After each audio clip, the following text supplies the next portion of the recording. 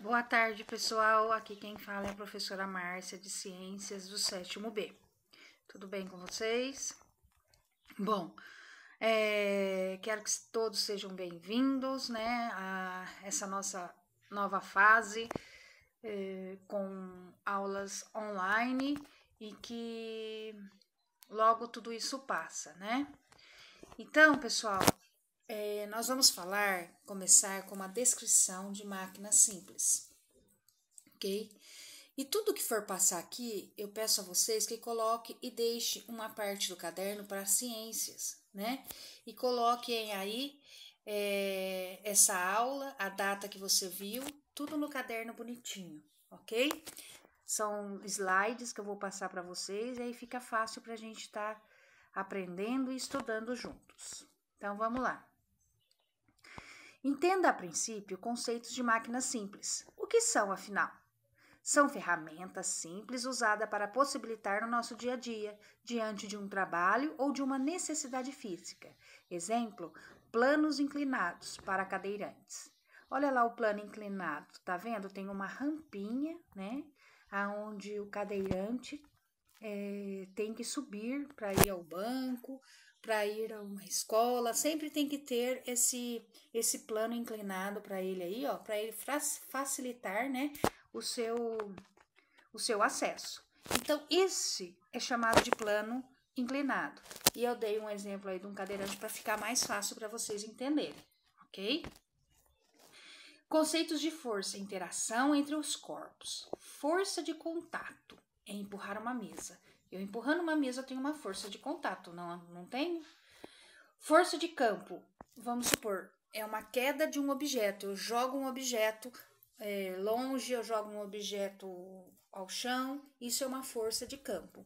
Intensidade é um módulo, né? Eu tenho uma intensidade, eu faço uma intensidade com uma folha de papel, com um livro, isso é um módulo. Orientação, direção, né? Horizontal ou vertical, para cima ou para baixo, para o lado esquerdo, para o lado direito. Isso são conceitos, pessoal, de força, interação entre os corpos. Vetores, o que são e para que serve, né? Nós temos dois tipos de vetores. Nós temos o vetor 1, que nós direcionamos a F1, e o outro F2. Mas vamos ver o que significa a força resultante. É obtida pela soma vetorial de todas as forças que atuam sobre um corpo e tem mesmo efeito que todas juntas. Olha que legal! E o vetor 1, no caso o F1, ele tem a direção vertical e direção para cima, vertical para cima. E o F2 tem direção horizontal e sentido para a esquerda. Então, esses dois vocês têm que anotar aí no caderno, porque isso é muito importante, tá bom, pessoal? Então, vamos para o próximo slide. Entenda mais sobre a força dos vetores. Regra do polígono. Isso vocês vão ver lá em matemática também, né, gente? Porque vocês sabem que a matéria ciências, português, história, geografia, está tudo uma interlaçada com a outra, né? A gente sempre caminha junto. Então, a regra do polígono consiste em colocar a origem do vetor de uma força na extremidade do vetor de outra. Então, está de um vetor para o outro. E o resultado se estende da origem da primeira força até a extremidade da última. Vocês estão vendo aqui, ó, nós temos o F2 e o F1. E uma linha ao meio, que é a frequência, né? Aí o que acontece? Você tem do F1 ao F2 uma força, né? Uma força na extremidade, de um vetor para o outro. Por isso que tá esse exemplo aqui que dá para vocês perceberem facinho, não é? Agora, pessoal, nós vamos aprender sobre a alavanca, que é usada para mover objetos pesados e para cortar ou romper objetos. Exemplo, alicate, espremedor de alho, pé de cabra. Vocês estão vendo aí, olha, eu tenho um apoio, né? Nesse desenhinho aí, ó, um ponto de apoio. E lá em cima eu tenho uma pedra, né? Uma força resistente, um FR. E automaticamente eu vou ter uma força potente ao outro lado para que isso desça e suba. desça e suba. Isto é alavanca, né? Que aqui eu dei um exemplo muito fácil, que é o alicate, o espremedor de alho, o pé de cabra. E as alavancas representadas por vetores. Força aplicada, braço de força aplicada, força de resistência, braço da força resistente. Tudo isso eu tenho aqui nas alavancas representadas por vetores.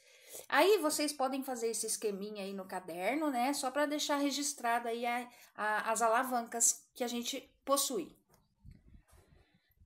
Depois nós temos as alavancas existentes, as interfixas e as interresistentes. As interfixas, pessoal, eu preciso de um apoio aqui embaixo, olha. Eu dei o exemplo da gangorra, que é a associação de duas alavancas. Ou seja, eu tenho um apoio, né? Ela é interfixa e tem dois lados. Aqui eu concordo e acredito também que todo mundo já brincou de uma gangorra, né? Eu já brinquei, vocês também já devem ter brincado, que onde senta uma pessoa de um lado e a outra de outro. E fica a base ao meio interfixas, ou seja, fixas, né, no chão.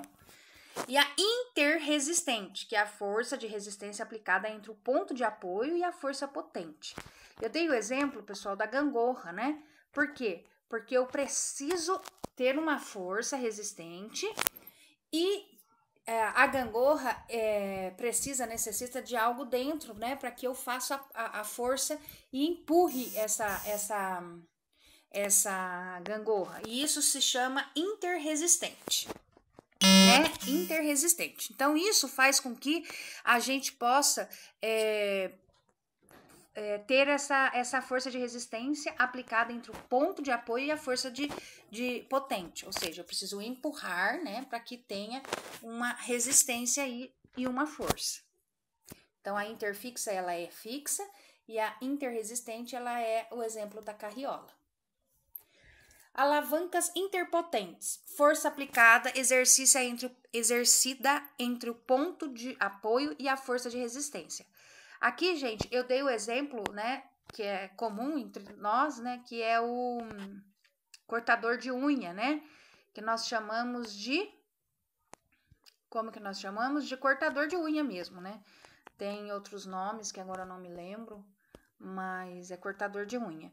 E a vara de pescar também, né? É uma alavanca interpotente. Por isso que a força dela é aplicada e exercício entre o ponto de apoio, ou seja, eu apoio a minha unha, né, e corto ali através desse cortador de unha. Então, isso é alavanca interpotente. Depois, pessoal, nós temos as roldanas ou polia. Serve para erguer corpos até certa altura. Aplica-se uma força vertical para cima e maior que a força do peso, atuando sobre este mesmo corpo. Sistema formado por cordas e roldanas, polia. Aqui vocês estão vendo o desenho que dá para vocês perceberem facinho esse esquema, né? Nós temos a força que está atingindo aqui a alavanca, né? No caso aqui esse eixo que está no meio. Nós temos a polia fixa, né?